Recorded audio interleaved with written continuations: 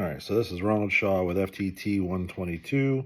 Today's date is 12/22/2024. This is the video or audio assignment for week 2.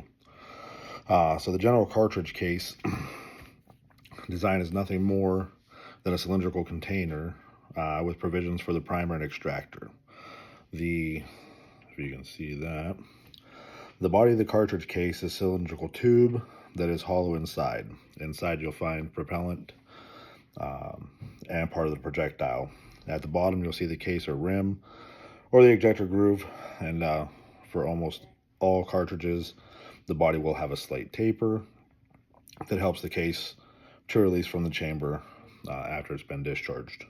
So this part here is what we're talking about as far as for the body. The shoulder is the tapered portion of the body to transition from the neck to the body. So from the neck to the body, this area right here is what we're talking about for the shoulder. Also, the shoulder helps with a smooth transition from the high pressure moving inside the body. Depending on the caliper, the angle of the shoulder ranges from 5 degrees up to 40 degrees.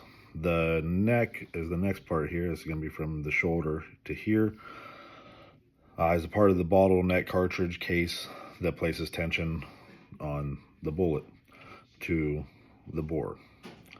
The mouth is the part of the cartridge where the projectile is inserted. So had we not had the projectile in here, this area in here is the mouth.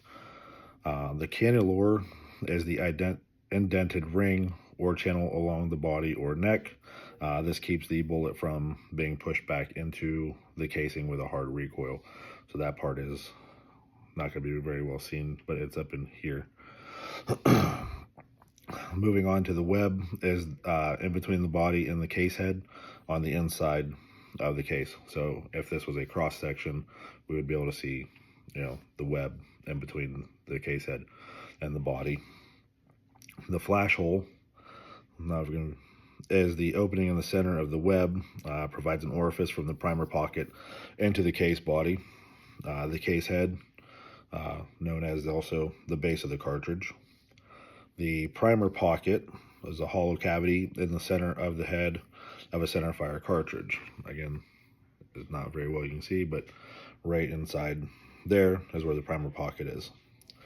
The rim is also the flange or lip that goes around the case head. So this guy right here, that goes the whole way around. As you can see, that is going to be your rim.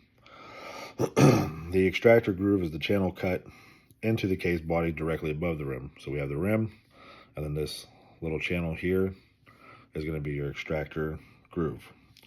Head stamp is the markings or series of markings used to identify the cartridge. Typically includes a caliper, manufacturer, location, date, and features of the cartridge. So on the bottom here we have R-P, and we have 7mm Remington mag as part of the head stamp. So that is in conclusion of the case cartridge and parts. Moving on to part 2 of the assignment. As far as the modern design goes, in my opinion, if it's not broke, don't fix it. We've had this design over the many years and has been very successful. Same design with slight changes over the years. Anything that would be considered a weakness may just be a flaw in that current moment. Anything from casting to different things that may range and have made that difficult. Moving on to part 3. The forces that cause a case to swell and contract after being fired are the propellant charge and the gas seal that is formed.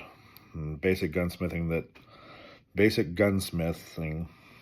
these topics are good to know and have an understanding with. The topic that I had chose, this is good to know if you are in the ammunition manufacturing. You don't want too tight of a tolerance, which could be catastrophic. My references were the Sonoran Desert Institute, School of Firearms Technology, Introduction to Ammunition and Basic Ballistics, Chapter 3, written by Frank Virgil, and the date on that was 2024.